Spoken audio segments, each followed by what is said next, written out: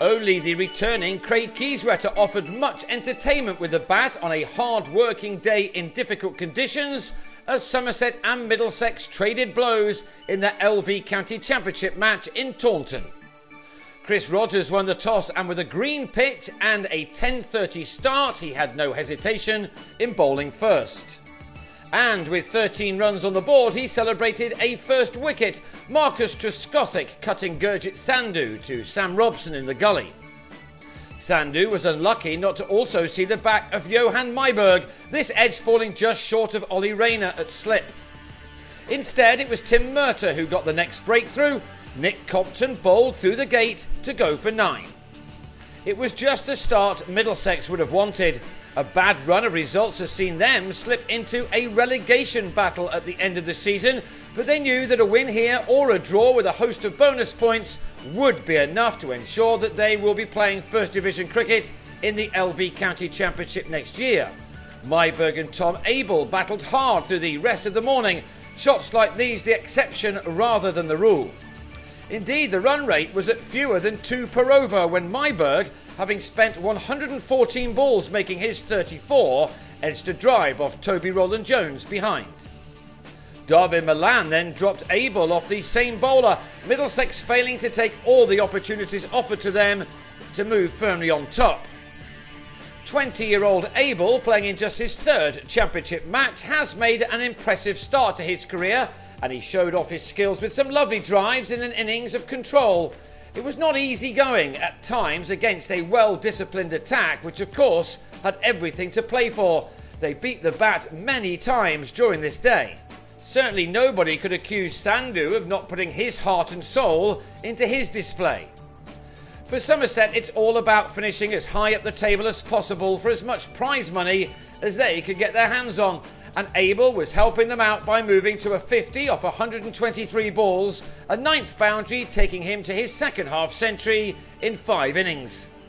He didn't get to face another delivery, however, Neil Dexter sticking out a foot to deflect a drive from James Hildreth onto the stumps at the non-striker's end. Enter Kieswetter for his first knock since being hit in the face in Northampton back in mid-July. An early short ball to him from Roland-Jones was pulled for a 6. Indeed, Kieswetter showed no fear on his return after what was an horrific injury. He lifted the tempo of this innings with a string of aggressive shots, having come into bat with his side using up 52 overs to make 119 runs. Kieswetter was soon dominating an important 5th wicket partnership with Hildreth. 3 fours off a Rayner over took the keeper to his 50 off only 56 balls. His tally of 4s was now at 7 to go with his 1-6. He'd hit his 50 out of 62 runs while he'd been at the crease. Middlesex needed to see the back of him sooner rather than later. But for a while he kept on going. With Hildreth hardly playing a shot in anger at the other end, this was becoming something of a one-man show. Kieswetter racing to 69 made out of a partnership of 84, which had the 200 up in the 75th over of the day. Some turn from Rayner brought an end to the entertainment as Kieswetter was bowled on the sweep, his innings finishing after 80 deliveries. Now was the time for the visitors to grab the initiative, but they were prevented from doing that by Hildreth, who, with Kieswetter now out, became the man to frustrate Middlesex. With his eye now well set, the second new ball didn't offer too much of a threat to him either.